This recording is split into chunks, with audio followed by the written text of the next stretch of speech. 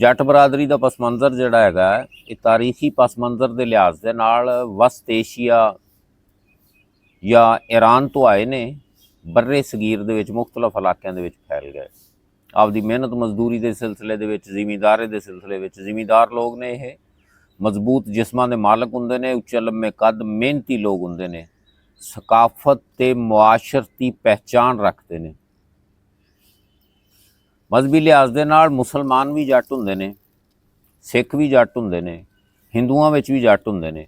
ਪਾਕਿਸਤਾਨ ਦੇ ਮੁਖਤਲਿਫ ਇਲਾਕਿਆਂ 'ਚ, ਪੰਜਾਬ ਦੇ ਵਿੱਚ, ਸਿੰਧ ਦੇ ਵਿੱਚ, ਸੂਬਾ ਸਰਹੱਦ ਦੇ ਵਿੱਚ, ਬਲੋਚਿਸਤਾਨ 'ਚ ਘੱਟ ਨੇ।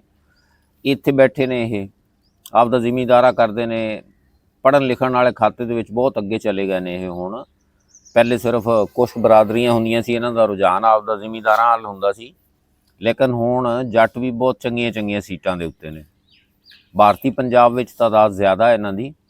ਹਰਿਆਣਾ, ਰਾਜਸਥਾਨ, ਉੱਤਰ ਪ੍ਰਦੇਸ਼, ਇਹ ਜਿਹੜੀਆਂ ਰਿਆਸਤਾਂ ਹੈਗੀਆਂ ਨੇ, ਇਹਨਾਂ ਦੇ ਵਿੱਚ ਮੁਕੰਮਲ ਇਹਨਾਂ ਦਾ ਕੰਟਰੋਲ ਆ, ਇਹਨਾਂ ਦਾ ਹੋਲਡ ਆ। ਇਹ ਇਹਨਾਂ ਦੀ ਬਹੁਤ ਜ਼ਿਆਦਾ ਬਰਾਦਰੀਆਂ ਬੈਠੀਆਂ ਨੇ ਉੱਥੇ।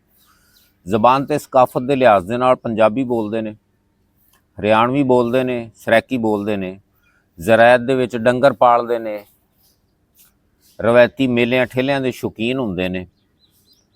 ਬਾਕੀ ਇਹ ਆ ਕਿ ਇਕੱਠੇ ਰਲ ਬਹਿੰਦੇ ਨੇ, ਇੱਕ ਦੂਜੇ ਦਾ ਦੁੱਖ ਸੁੱਖ ਸੁਣਦੇ ਨੇ, ਇੱਕ ਦੂਜੇ ਦੇ ਕੰਮ ਹੁੰਦੇ ਨੇ, ਬਰਾਦਰੀ ਪ੍ਰਸਤ ਹੁੰਦੇ ਨੇ। ਇਹ ਸਮਾਜੀ ਕਿਰਦਾਰ ਦੇ ਚੱਕਾਂ ਥਾਵਾਂ ਦੇ ਉੱਤੇ ਵੀ ਇਹਨਾਂ ਦੀ ਬਹੁਤ ਜ਼ਿਆਦਾ ਅਕਸਰੀਅਤ ਆ। ਜ਼ਰਾਤ ਦੇ ਵਿੱਚ ਬਹੁਤ ਜ਼ਿਆਦਾ ਦਿਲਚਸਪੀ ਆ। ਸਿਆਸਤ ਦੇ ਵਿੱਚ ਬਹੁਤ ਲੋਕ ਨੇ ਇਹ।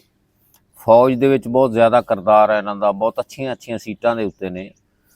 ਸਮਾਜੀ ਸ਼ਖਸੀਅਤ ਨੇ, ਖੁਦਾ ਤਰਸਵੀ ਹੁੰਦੇ ਨੇ।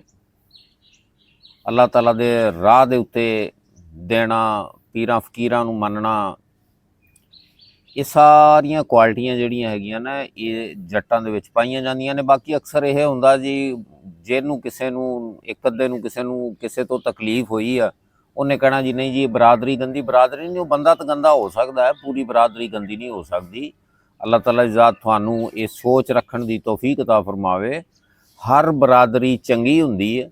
ਤੁਸੀਂ ਉਹਦੀਆਂ ਚੰਗਿਆਈਆਂ ਨੂੰ ਨੋਟ ਕਰੋ, ਬੁਰਾਈਆਂ ਆਟੋਮੈਟਿਕ ਹੀ ਖਤਮ ਹੋ ਜਾਣਗੀਆਂ। ਅੱਲਾਹ ਖੁਸ਼ ਰੱਖੇ, ਹੱਸਦੇ ਵਸਦੇ ਰਹੋ, ਆਬਾਦ ਰਹੋ। ਅੱਲਾਹ ਹਾਫਿਜ਼।